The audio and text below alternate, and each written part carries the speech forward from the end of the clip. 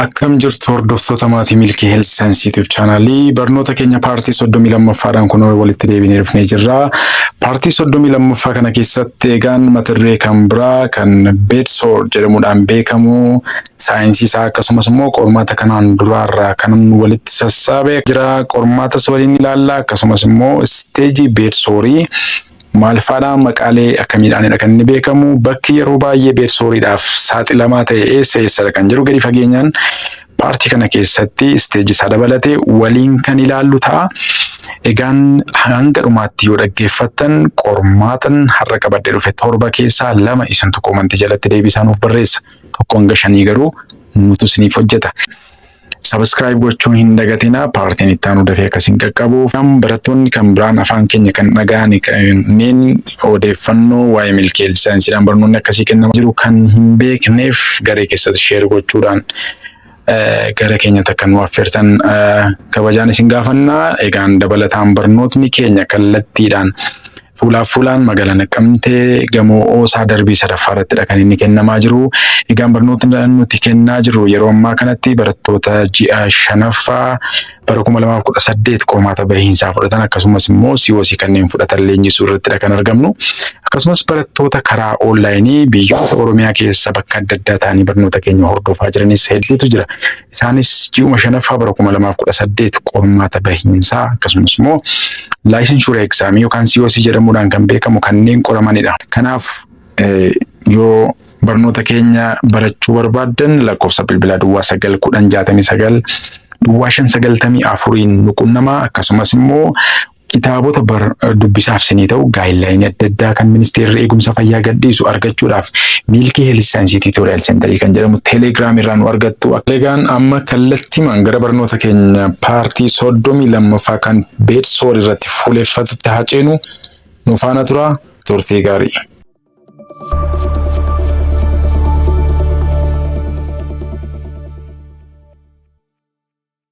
Tole walitti deebinee jirra. Egaan akkuma jalqaba irratti isiniif kaasne mata dureen barnoota keenya har'aa bedsore irratti kan fuuleffatudha.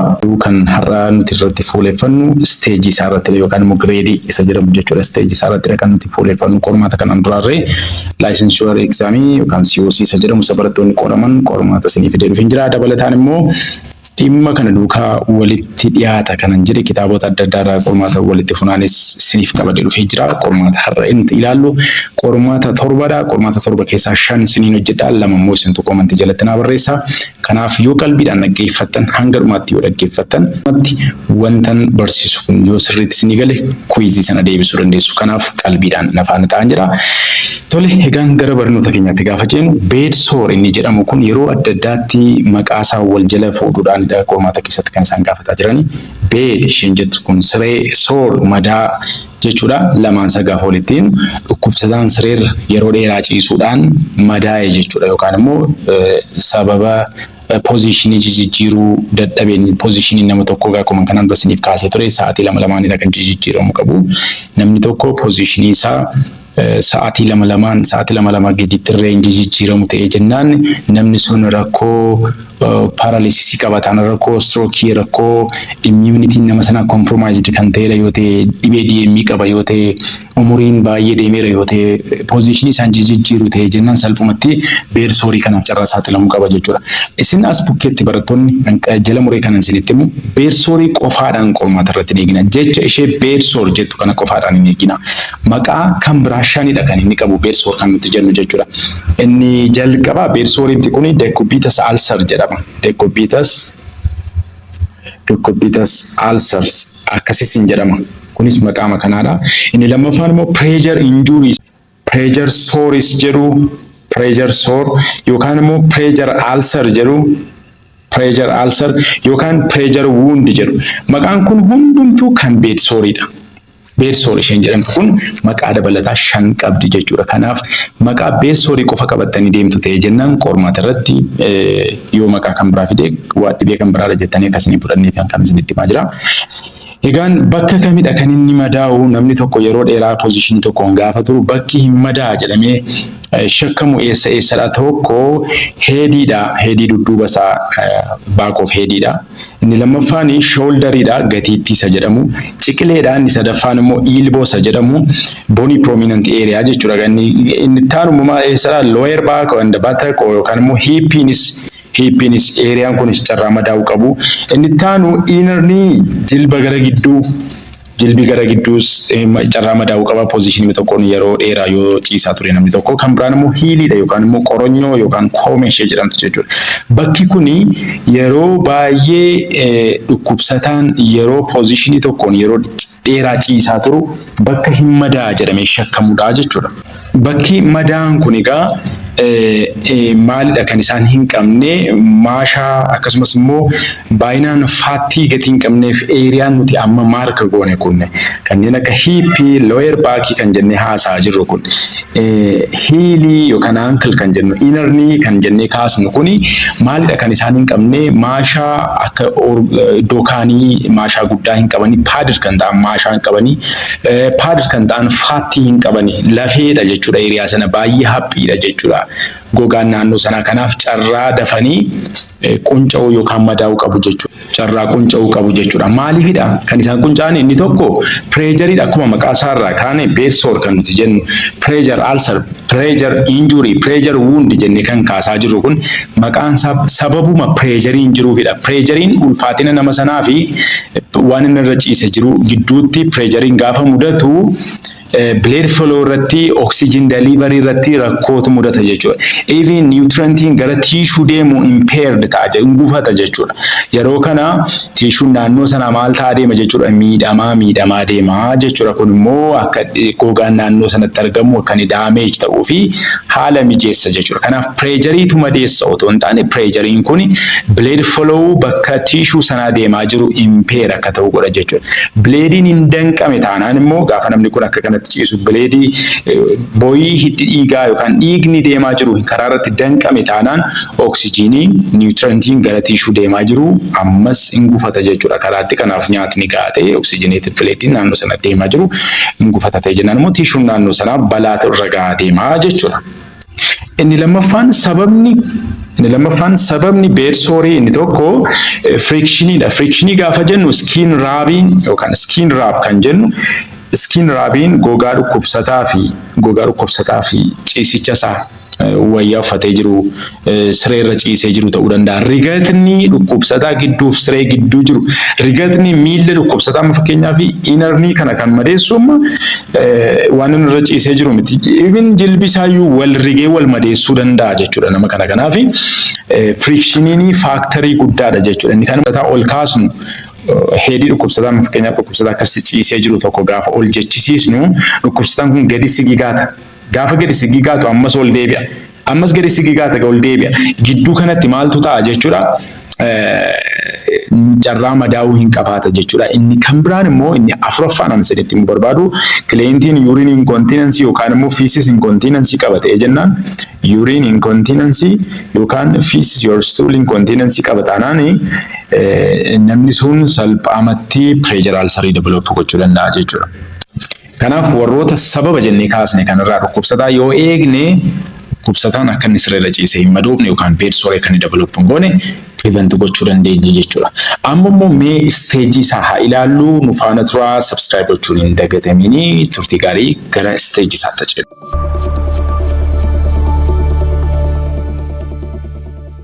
Isteejii isaa isteejiin kanaa isteejiin ni jalqaba akkuma isin picture irraa ilaalaa jirtanii stage 1 jedhama, lammaffaan stage 2 jedhama, sadaffaan stage 3 dha, afuraffaan stage 4 dha.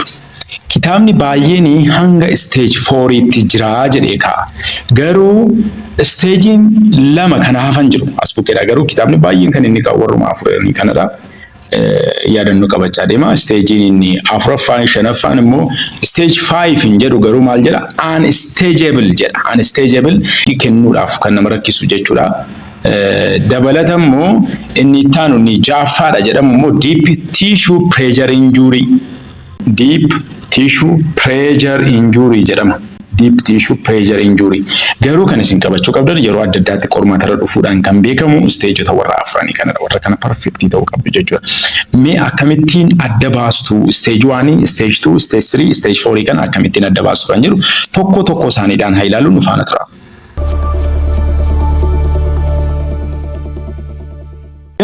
Stage 1 bed sore kan nuti jennu stage 1 isaa akkuma isin ilaalaa jirtan skiniin maalidha jedha intaktidha namni kun gogaansaa hin ciifne hin dhiigne jechuudha with non blanchable redness gaafa isin press gootanii wanti diimaa wayii isin baqatee bakka quba keessanii immoo gaafa isin pressure quba keessanii itti gad ulfaattan bakki quba keessanii addaatee inni naannee jiru inni diimaan immoo jechuudha inni normally akkasuma dhagaama.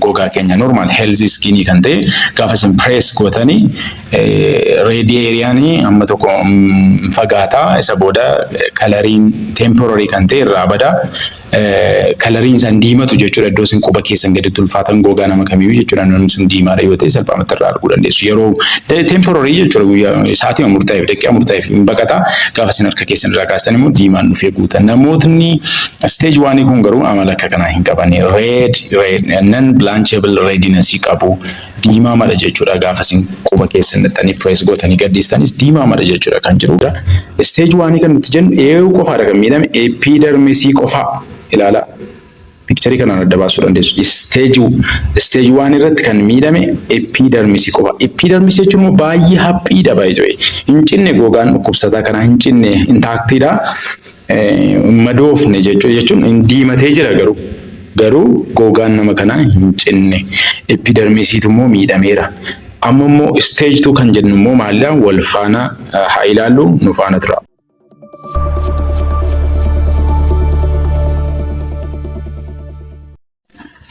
Stage 2 bed sore yookaan immoo pressure ulcer ni jedhamu immoo maalidha maqaan isaanii kan biraanii partial thickness loss of skin ela jechatti ishee kanaan adda ba'a partial thickness loss of the skin that present as abrasion shallow open sore ilalartu open sore qabanni kun intact skin miti jechuudha gogaan nama kana achiteera dabalatamoo waan akka bishaanii naqateera inni maqaan isaa blister isa jedhamu jechuudha shallow ulcer yookaan shallow open sore gaafa jennu maal jechuudha deep baay'ee keessa hin galle jechuudha limited depth qaba jechuudha baay'ee keessa gadi hin seenne jechuudha leerii baay'ee asii gadi hin tuqne garuu maal tuqeera jechuudha akkuma isin barreeffamarra handaawwatii kanarra ilaalaa jirtanii the ulcer may appear red or pink bakki madaa'e kun akkuma isin ilaalaa jirtan qabatamaa waan dhukkubsataa irratti gaafa ilaallu hin diimataa yookaan pinkiidha jedha kan biraan immoo maaltu involved ta'a stage 2 jalatti epidermisii fi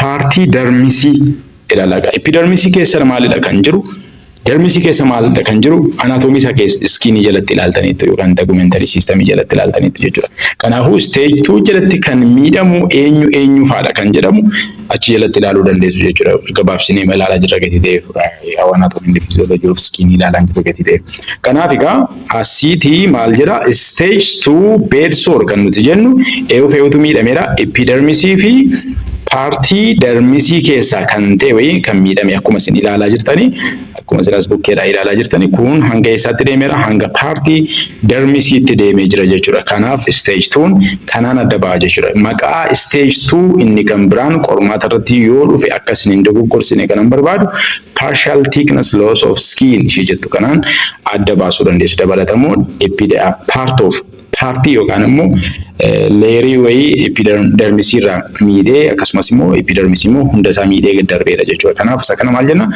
stage 2 jennaa jechuudha stage 3 immoo haa ilaallu nu faana turaa subscribe gochuun immoo hin dagatamiini.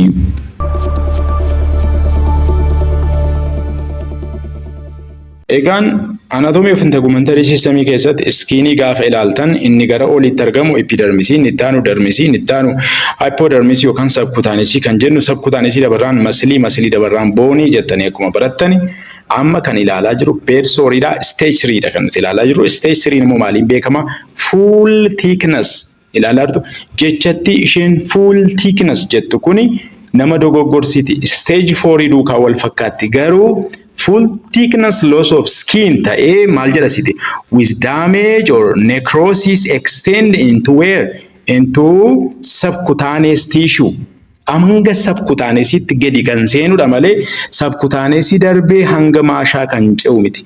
Stage 4inis maqaan isaa inni jalqaba full thickness loss of skin gati jedhuuf jechatti isheen full thickness jettu kun sirriirrattis fooriirrattis jirti gati ta'eef akka isin hin dogoggorsine. Full thicknessiin kun subcutaneous tissue hanga subcutaneous tissue yookaan immoo maqaa kan biraa hypodermisiitti gadi bu'aa jechuudha. Kana jechuun epidermisiin miidhameera, dermisiin miidhameera, hypodermis yookaan subcutaneousiin miidhameera jechuudha. Akkuma isin xiyya kanarraa argaa jirtan akkuma isin asii ilaalaa jirtan stage isa kanadha kana naasaa jiru. Gadi keessa gadi seeneera jechuudha. Stage 3 bed soreeni hanga subcutaneousiitti gadi seeneera jechuudha. Amma immoo mee stage 4 subscribe gochuu hin dagatina. Paartiin itti aanu akka dafee isin qaqqabuu fi turtii gaarii.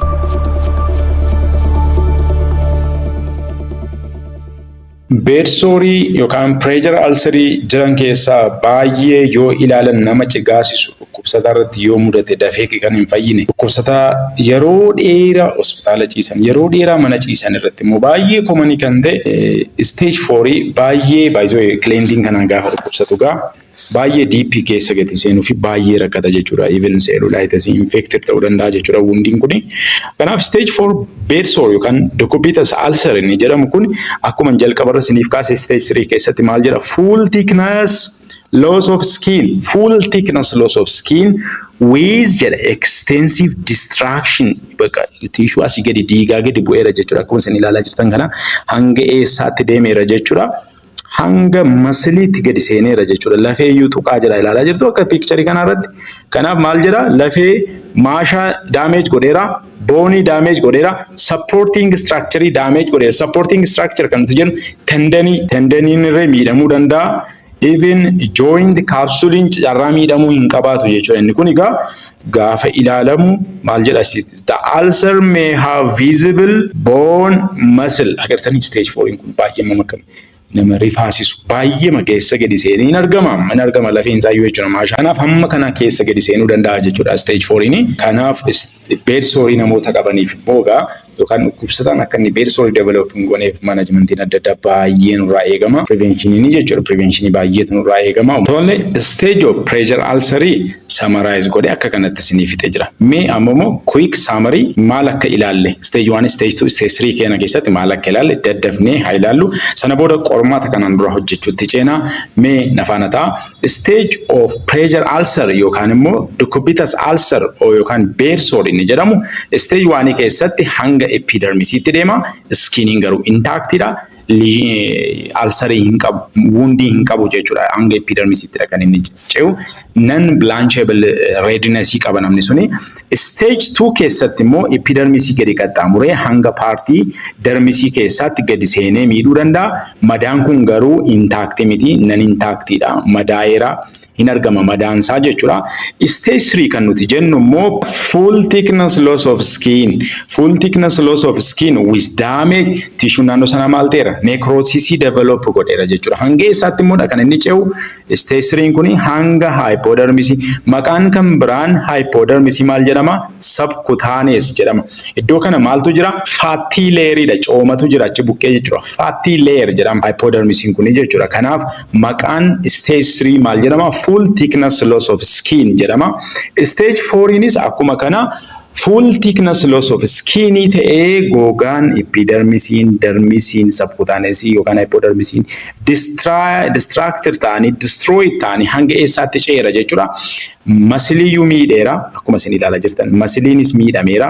Booniinis carraa miidhamuu hin qabaata. Tendaniin carraa miidhamuu hin qabaata. Warroota supporting structure warroota jedhaman akkuma sila kaasne jechuudha.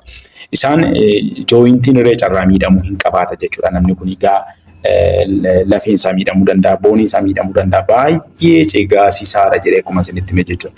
Kanaaf egaa dhibeen akka kanaa akka dhukkubsataatti hin dhufneef nuti warri ogummaa fayyaa irratti bobbaatanii jirtan poozishinii dhukkubsataa keessanii sa'aatii lama irreetuun ga'initu jijjiirtaniiti baay'ee filatamaadha. Sa'aatii lama gati jedhameef 2:00tti jijjiirtu otoo hin taane maaksimamii inni guddaan utuu hin jijjiiriin kan namni tokko poozishinii tokkoon turuu danda'u hanga sa'aatii lamaadha gati jedhuu fi sa'aatii lamaa gaditti garuu poozishinii dhukkubsataa keenya yeroo yerootti jijjiiruudha.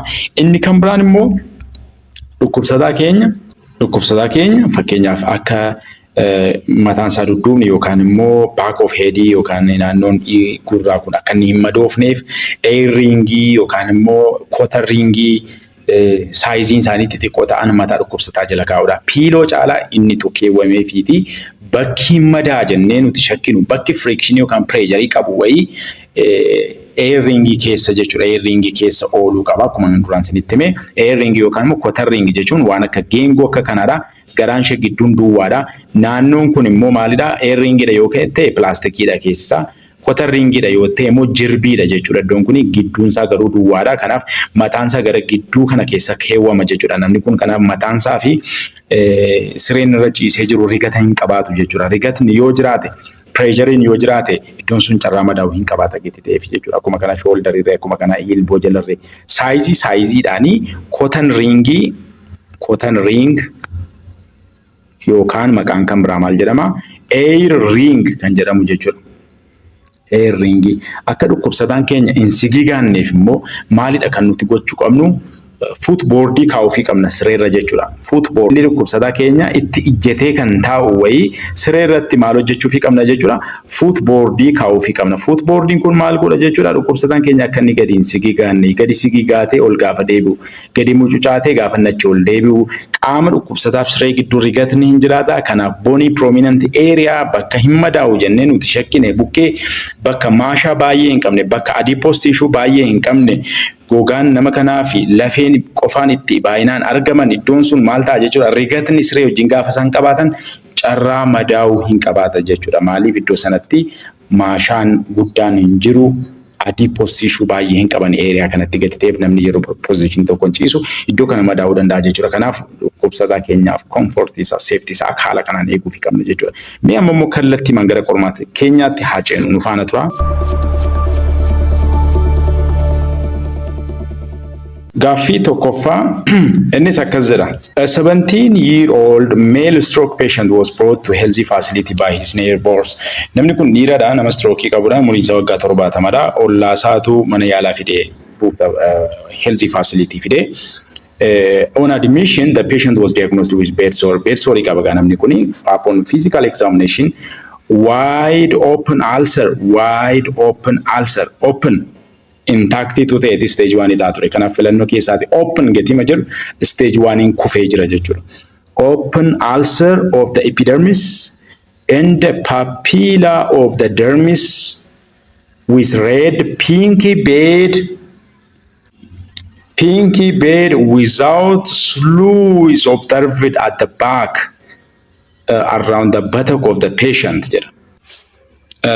Slough is observed at the back gaafa jedhu intini madaan uumame kuni maal qaba jechuudha. Dead tissue wayii jira yookaan necrotized kan ta'e tissue wayii jira jechuudha bakka madaa sanaadhaati.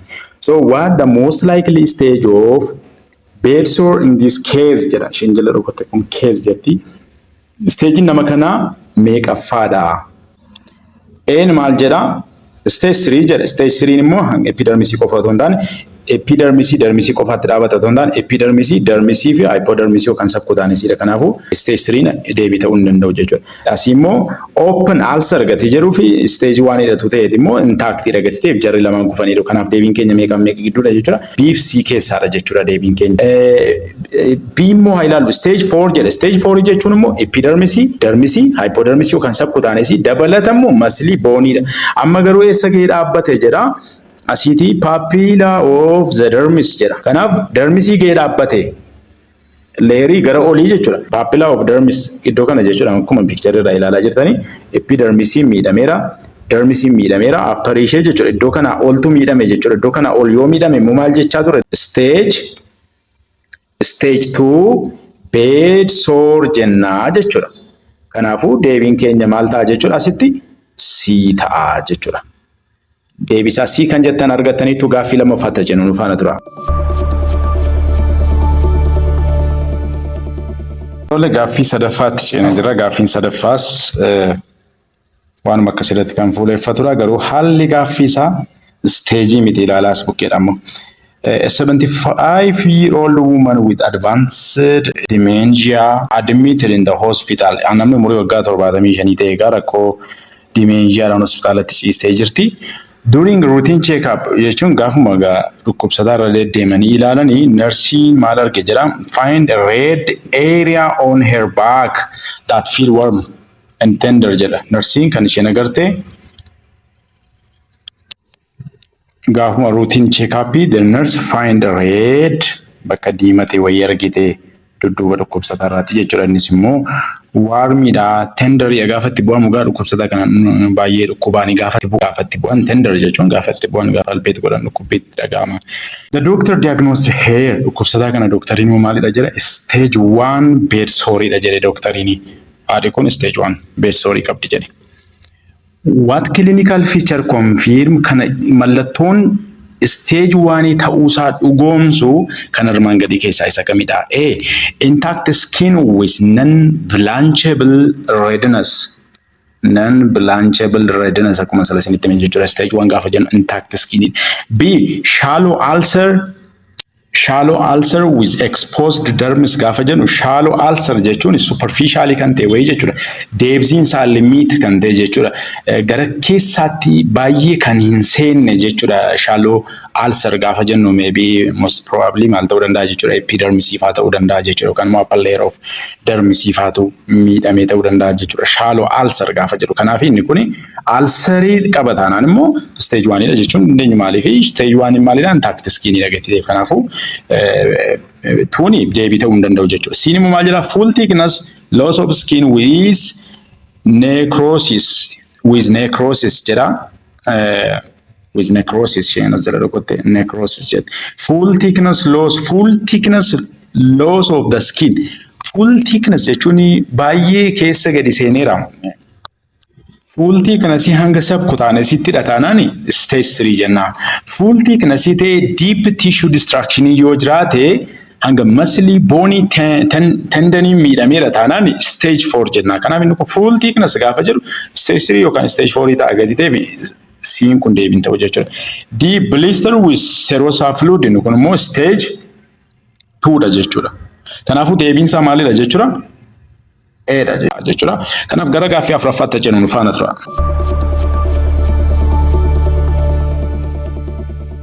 Tolee barattoota keenya gara gaaffii afuraffaatti kun deebinee dhufnee jirra. Subscribe gootaniitu jennee abdii guddaa qabna. Yaada keessan faana godhaa. Yaadannoo qabachaa faana turaa jenna. Gaaffii afuraffaan akkas jedha. A 65-year-old man who has been bedridden. Namni umurii waggaa 65 ta'e siree irra ciisee gammadaa'e due to her recent surgery is admitted in the hospital. Kanaan dura immoo sababuma operation ta'eef immoo dhufee hospitaala keenya ciisee jira. The nursing staff find a deep crater on his hip. Jechuun nursing maalidha kan isaan arganii luqqeettuu isaa kana madaa'ee akka jirudha kan narsoonni arganii. The wound base shows slough jedha jechuun gaa slough ta'e jechuun dead tissue jira jechuudha akkuma jalqaba rasniif kaasti necrotized kan ta'e tissue jira jechuudha naannoo hundi sana.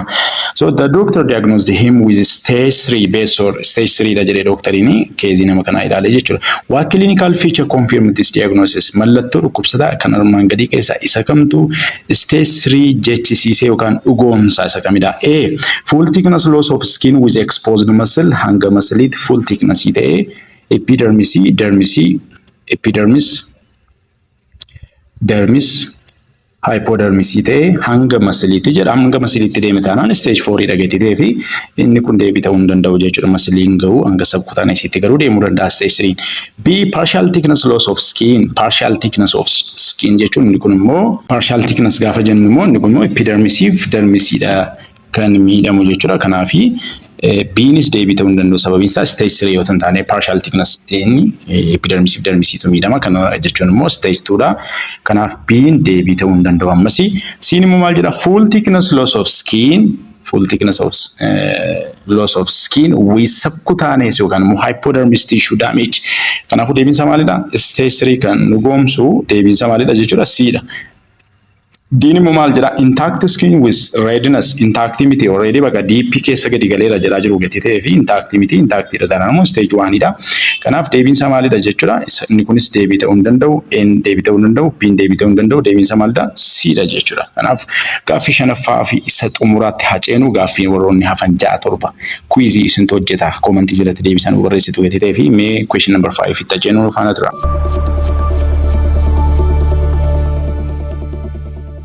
Gaaffii shanaffaa kun manaajmentii isaarrattidha. Preventionii isaarrattidha kan inni fuulleffatu mee ilaala. A 75-year-old patient with limited mobility has been admitted to the hospital. Namni kun egaa nama walii gad deemuu danda'u miti. Nama umrii waggaa 75 ta'edha. Innis hospitaala dhufee ciise. The nursing staff is focused on preventing the development of pressure ulcer. Nursoonni kan isaan irratti fuulleffatanii jiran dhukkubsataan kun siree irra ciisee madaa'uu hin qabu. Keessumaatii eessa isaa madaa'uu hin qabu jedhan tailbone area. Tailbone area. Tailbone eessadha? Tailbone eessadha? Viidiyoo kana daqiiqaa sekondii murtaa'eef dhaabaati tailbone eessadha jedhaati yaada. Tail isheen jettu tailbone isheen jedhamtu isinii barreessuudhaaf sacrami jechuudha. Sacrami jechuudha. Kanaaf sacral bone dha. Sacral bone jechuun batakii jechuudha. Naannoo batakii yookaan immoo lafee dugdaa ishee dhumarratti argamtu jechuudha. Dheegee ishee jedhamtu. So tailbone due to this patient immobility jechuun dhukkubsataan olii gadi to'achuu hin dandeenyee fi gatii hin dandeenyee fi achi jala prevention irratti hojjechuu barbaada. Which position method is most effective for preventing pressure ulcer in this patient? Akka dhukkubsataan kun siree irra ciisee hin madoofnee fi yoo akkam godhan irra wayya. Baay'ee filatamaa kan ta'e position isa kamidha? Supine position dhukkubsataa kee duddaan ciibsiitii fuulli isaa gara oliitti oolee jechuudha. Ciibsiitii cotton ringii yookaan immoo jirbii kan ta'e gidduun isaa duwwaa kan ta'e morma dhukkubsataa jala kaa'e. Morma isaa miti kan hin madaa jedhanii isaan shakkanii attention itti kennanii bakka isaan gargaaruuf jedhanii tailbone irratti dhagati ta'ee fi lafeen kun immoo kan isheen argamtu sacral bone yookaan sacramiidha. Lafee kanaafidha.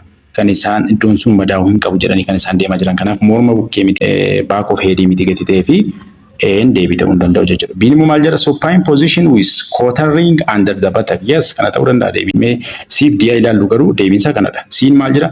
Seams position dhukkubsataan keenya bukkeedhaan ciisee cotton ringiin immoo gatittii isaa jala taa'uu fi gatittii miti hin madaa jedhanii kan isaan yaadanii jiran.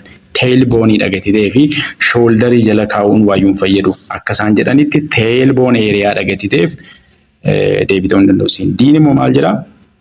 Supine position with cotton ring under the heel. Koomee jala kaa'ii duddaan ciibsiitii dhukkubsataa kee duddaan ciisee fuulli isaa akkas ta'e achi ilaalee miilla isaa jala kaa'ii. Kan hin madaa jedhanii isaanii tailbone dha. Kanatti jala keessu immoo hiilii jala qoronyoo yookaan koomee jala. Kanaafuu deebiin isaa maalidha jechuudha? B dha jechuudha. Galatooma kuizii gaaffii 6ffaaf gaaffii 7ffaa displays ni godha. Komentii jalatti barreessitu. Waan nu dhaggeeffataniif guddaa galatooma. Gara dhumaatti ceenaa nu faana tura. Gaaffiin 6ffaa kunoo akkas jedha. A 19-year-old patient who recently had a stroke is now unable to move independently. After being bedridden for an extended period, the nurse staff conduct skin assessment and they discovered large, deep crater-like wound on his sacrum. The ulcer shows sign of necrosis with some yellowish slough present, indicate that the damage extended beyond the epidermis and into subcutaneous tissue. What stage of bedridden does he most likely have? A. Stage 3. B. Stage 1. C. Stage 4. D. Stage 2. Deebiinsa maaltaa komentii jalatti nu barreessa. Gaaffii 7ffaatti hacen. 7ffaanis akkas jedha. A nurse is collecting data on client who has a stage 2 pressure injury. Which of the following findings should the nurse expect? A. Intact skin with localized erythema. B. Full thickness skin loss with visible bone. C. Full thickness skin loss with visible adipose tissue. D. Partial thickness skin loss with red tissue in wound bed. Isa kam ta'a jettanii yaaddu? Kunis kuiziidha. Kuiziidha deebii keessan komentii jalatti nu barreessaa. Egaan barattoota keenya karaa yuutuubii akkasumas onlaayinii fees tu feesii kanneen barachaa jirtan waan hangammaattiin barnoonni keenya paartiin 32ffaan kan hangammaatti dhaggeeffatan baratan ture waan nu dhaggeeffataniif hedduu galatoomaa. Subscribe akka namni nu godhuuf garee keessatti share gochuudhaan nu deeggaraa isiniin jenna. Paartii 33ffaadhaan deebinee wal agarraa. Egaan xumurratti waan isiniif himuu barbaadu barattoonni karaa onlaayinii barnoota keenya hordofuu barbaadan ammatti barattoota ji'a 5ffaa gaafa 11 bara 2018 qormaata eegziitii akkasumas laayisenshuura egzaamii fudhachuuf jedhan leenjisuu irratti argamna. Erga leenjisuu eegallee bara kana keessa ji'a tokko guutuu barsiisaa baanee kunoo har'a duwwaa 2 2018 ji'a tokko xumurree jira. Kanaaf barattoonni barnoota keenyatti makamuu barbaadan karaa bilbila keenya duwwaa 910 duwwaa 594 akkasumas lakkoofsa bilbilaa duwwaa 917 duwwaa 475 nu qunnamuu dandeessu. Karaa telegiraamii keenyaa Milkii Health Science Tutorial Center akkasumas immoo fuula feesbuukii keenyaadhaan Milkii Health Science TC kan jedhu irratti nu argattu. Maateriyaali dubbisaaf isinii ta'u telegiraamii keenya irra isiniif goonee jirra. Achirraa buufachuun dubbisaa isiniin jenna. Galatoomaa paartii 33ffaadhaan deebinee wal agarraa. Nagaan nuu tura. Galatoomaa.